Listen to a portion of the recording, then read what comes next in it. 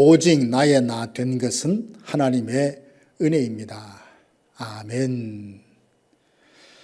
모든 상황 속에서 믿음으로 행하여 하나님의 기쁨이 되기를 원하는 모든 성도들을 하나님께서 그 풍성한 은혜로 보듬으시며 사랑으로 품어주시기를 소망합니다. 이 시간 다 함께 주님께서 가르쳐 주신 기도로 함께 기도하겠습니다. 하늘에 계신 우리 아버지, 아버지의 이름을 거룩하게 하시며 아버지의 나라가 오게 하시며 아버지의 뜻이 하늘에서와 같이 땅에서도 이루어지게 하소서. 오늘 우리에게 일용할 양식을 주시고 우리가 우리에게 잘못한 사람을 용서하여 준 것 같이 우리 죄를 용서하여 주시고 우리를 시험에 빠지지 않게 하시고 악에서 구하소서.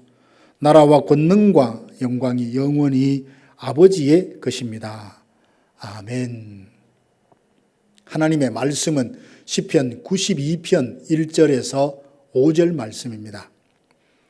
지존자여 시편금과 비파와 수금으로 여호와께 감사하며 주의 이름을 찬양하고 아침마다 주의 인자하심을 알리며 밤마다 주의 성실하심을 베풀미 좋으니이다.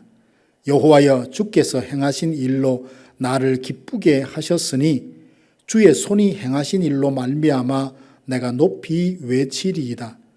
여호와여 주께서 행하신 일이 어찌 그리 크신지요. 주의 생각이 매우 깊으시니이다. 아멘. 시편 92편의 내용을 보면 시인은 시편금과 그리고 수금과 비파를 동원해서 감격과 기쁨으로 충만한 상태에서 이 시를 지었다라는 것을 알 수 있습니다. 시인은 하나님께 감사함으로 찬양하며 아침마다 주의 인자하심을 알리며 밤마다 주의 성실하심으로 인하여 마음이 즐겁고 기쁘다고 고백을 합니다.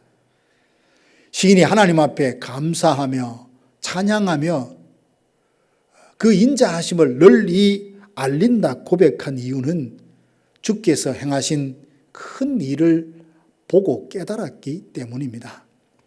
그러면 주께서 그 능하신 손으로 행하신 큰 일들이란 무엇을 말할까요? 우리를 구원하는 일입니다. 4절 5절에 보면 주께서 행하신 일이라는 표현이 3번씩이나 반복하며 강조되고 있습니다. 시인은 주께서 행하신 일을 생각하니 마음의 기쁨과 즐거움이 넘친다며 환호성까지 지르죠. 4절은 왜냐하면이라는 접속사로 시작하는데 내가 높이 외치며 찬양하며 감사하는 것은 주께서 행하신 일로 인하여 마음의 기쁨과 즐거움이 넘치기 때문이라 합니다. 우리도 하나님의 은혜로 구원을 받았지만 지금 이를 두고 감격해하거나 환호성을 지를 만큼 기쁨이 충만하십니까? 주님을 처음 만났을 때의 그 감격은 어느새 잃어버리고 매너리즘에 빠져서 자원함과 감사함으로 섬겨야 하는 일들이 무거운 의무감과 책임감만 남은 것은 아닙니까? 바라기는 성령께서 우리의 눈을 열어주셔서 나를 구원하기 위해서 일하시는 하나님의 그 열심, 하나님의 구원 역사를 보고 깨달아 찬양과 감사가 회복되는 은혜가 있기를 원합니다. 바쁘고 분주한 삶에 지쳐서 하나님을 묵상하지 못한 채 시간이 오래 지나게 되면 우리의 영혼은 은혜로부터 고갈되어 지쳐서 감사할 조건보다는 불평하고 원망할 조건들이 더 크게 보이곤 합니다. 뜻을 정하고 바쁜 일상을 잠시 멈추고 우리의 눈을 들어 십자가를 바라보십시다.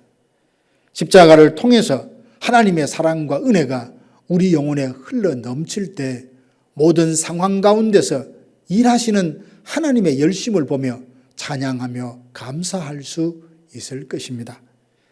아들까지 내어주시니가 어찌 아들과 함께 모든 좋은 것을 내어주지 않으시겠습니까? 나를 구원하기 위해서 지금도 일하시는 하나님의 열심을 보는 그리고 깨닫는 은혜를 누리시기 바랍니다. 그리고 삶의 모든 영역에서 경험하고 누리는 것이 다 하나님의 구원 역사입니다. 죄 가운데 건져주시는 것만 구원이 아닙니다. 우리가 의롭다 하심을 받은 후 마지막 영화의 단계에 들어갈 때까지 이 땅에서 경험하는 모든 일들이 다 하나님의 구원 역사에 포함됩니다. 하나님은 우리가 예수님을 아는 지식에서 점점 자라가도록 하시고 믿음의 깊이가 더해지며 그리스도의 성품을 닮아가도록 인도하시는 것이 다 하나님의 구원 역사에 해당됩니다. 사망의 권세가 나를 올가매지 못하게 하시고 하나님의 섭리하심으로 모든 것이 합력하여 선이 되게 하시는 것 또한 하나님이 행하시는 구원 역사입니다. 12절 14절 말씀에 보면 하나님이 행하시는 일은 죄에서의 구원뿐 아니라 일상의 삶을 복되게 하는 것까지 포함하는 것을 알 수 있습니다. 의인은 종려나무처럼 번성하며 레바논의 백향목처럼 성장하게 될 것이라고 했고 늙어도 여전히 결실하며 진액이 풍족하고 빛이 청청할 것이라 말씀하고 있습니다. 이러보건대 성도들이 하나님의 집에 심겨져서 형통하며 넘치는 은혜를 누리는 것은 주님께서 그 능하신 손으로 구원하고 계시기 때문입니다. 소유의 한계를 두지 않고 살아가는 우리가 요즘처럼 어려울 때면 형통과 그리고 풍요로움, 결실을 이야기하면 왠지 나와 상관없는 것처럼 들릴 수 있습니다. 그러나 형통함이란 내가 원하는 것은 무엇이든 척척 이루어지는 것을 뜻하지 않습니다. 하나님은 요셉의 삶을 두고 하나님이 그와 함께 하시니 형통하다 하셨거든요. 근데 이 말씀을 할 때 요셉은 사람들이 보는 것처럼 승승장구하던 그때가 아니었습니다.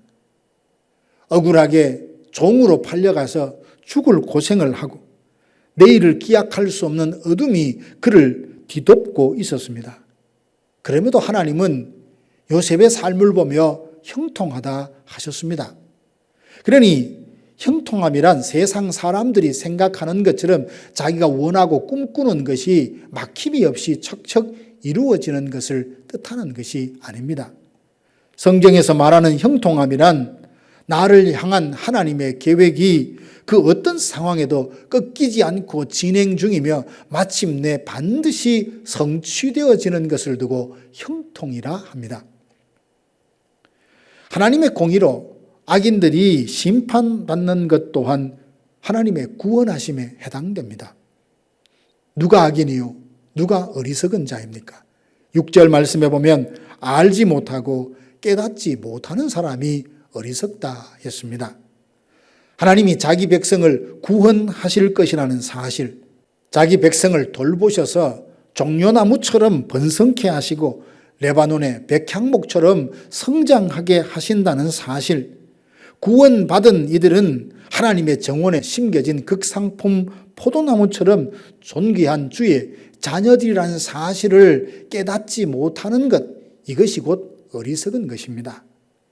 이와 같이 하나님이 행하시는 일에 대하여 무지하고 구원하시는 하나님의 열심을 깨닫지 못하는 자를 두고 어리석다 하십니다. 그렇지만 하나님의 공의를 믿으면서도 악인들이 번성하고 흥왕하는 것을 볼 때면 낙심할 때가 있죠. 그러나 의인과 대조해 보면 악인이 흥왕하는 것이란 한순간 찰나에 불과합니다. 7절에 보면 악인들은 풀에 비유하지만 12절에 보니까 의인은 레바논의 백향목에 비유합니다. 생각해 보십시오. 어찌 잡초와 백향목이 비교나 될 수 있겠습니까? 하나님이 구원하신 성도는 레바논 백향목과 같이 존귀하고 보배롭습니다. 그러니 보느냐 보지 못하느냐가 이렇게 큰 차이가 있는 겁니다. 아람나라 군대가 엘리사 선지자가 살고 있는 도단성을 포위했습니다. 이른 아침 이를 본 종이 헐레벌떡 놀라면서 엘리사에게 달려와서 말합니다. 아람 나라 군대가 온 성을 포위했다고요. 이때 엘리사는 태연하게 대답을 하죠. 저들과 함께한 사람보다 우리와 함께한 자가 훨씬 많다고요. 엘리사의 종은 보지 못했지만 엘리야 선지자는 보았습니다. 우리를 지키고 함께하는 하늘의 불말과 불병거가 적들보다 더 많다는 사실을요.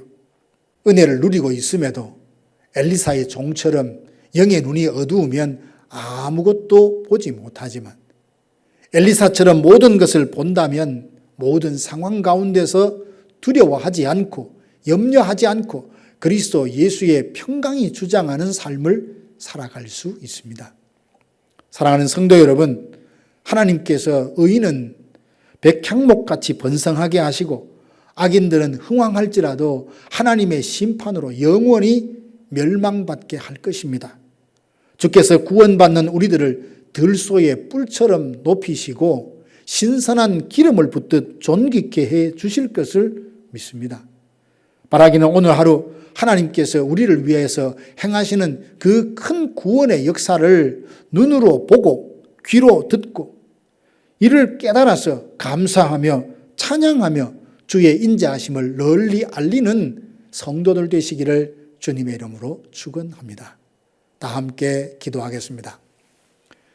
지금은 우리 구주 예수 그리스도의 은혜와 하나님 아버지의 크고 놀라우신 사랑하심과 성령의 위로교통 충만케 하심이 하나님의 그 구원의 역사, 우리를 향한 하나님의 선하신 열심을 보고 듣고 깨달음으로 찬양하고 감사하며 주의 구원의 역사를 널리 알리리라 다짐하는 사랑하는 성도들 머리 위에 이제로부터 영원토록 함께 있을지어다. 아멘.